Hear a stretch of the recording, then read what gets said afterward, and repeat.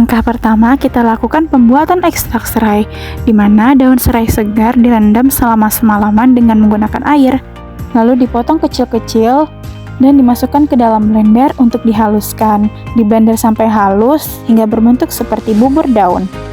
Selanjutnya, bubur daun serai ini dibungkus dengan kain dan dicelupkan ke dalam air.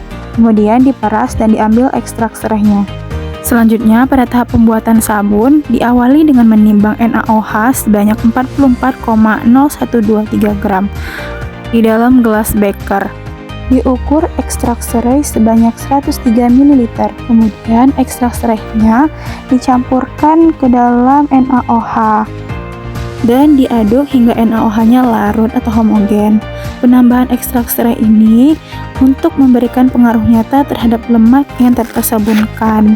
Aroma yang begitu khas yang dimiliki oleh serai itu juga mampu menentukan kualitas aroma pada sabunnya. Karena serai sebagai agen antibakteri alami, antioksidan, dan juga aromaterapi. Fungsi penambahan NaOH ini sangat penting dalam pembuatan sabun dan menjadi bahan utama dalam proses saponifikasi atau penyabunan, di mana minyak atau lemak akan diubah menjadi sabun.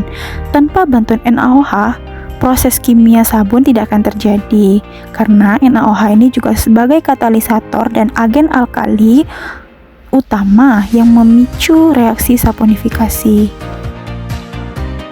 Diaduk hingga NaOH-nya larut pada ekstrak serai.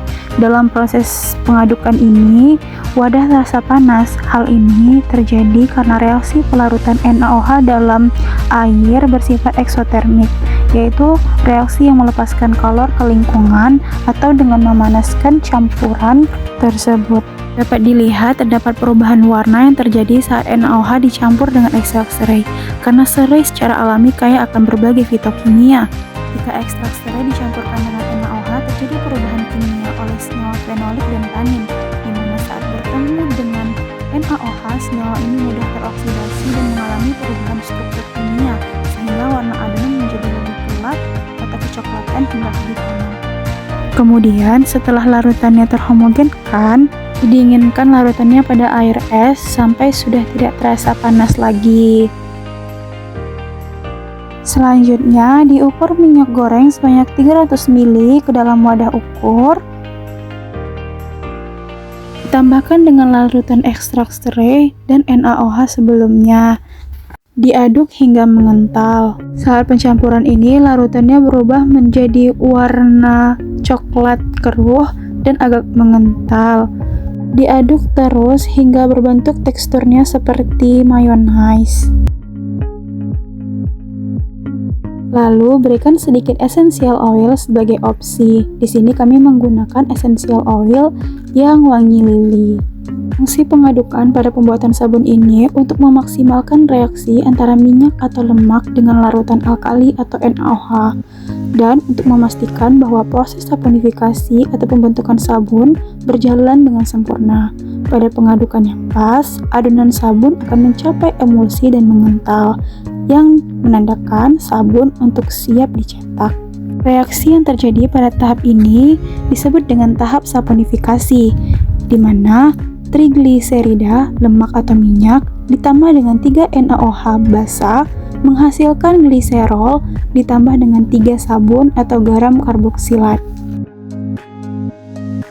Selanjutnya, adonan sabun dimasukkan ke dalam cetakan hingga memadat dan terbentuk sabun yang siap digunakan.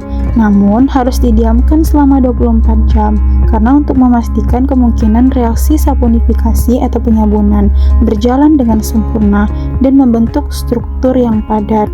Penggunaan sabun ini bisa digunakan ketika sudah pada proses curing selama kurang lebih 3 minggu atau 2-4 minggu.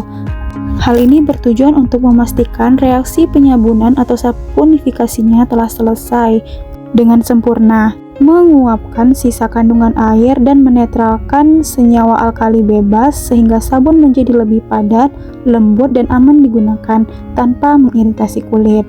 Menurut SNI, sabun padat ini pH-nya sekitar 8,9 sampai 9,2.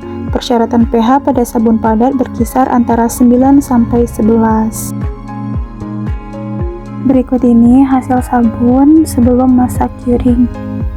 A few moments later. Berikut hasil sabun setelah didiamkan selama kurang lebih 2 minggu. Sabunnya sudah memadat dan sudah siap untuk digunakan.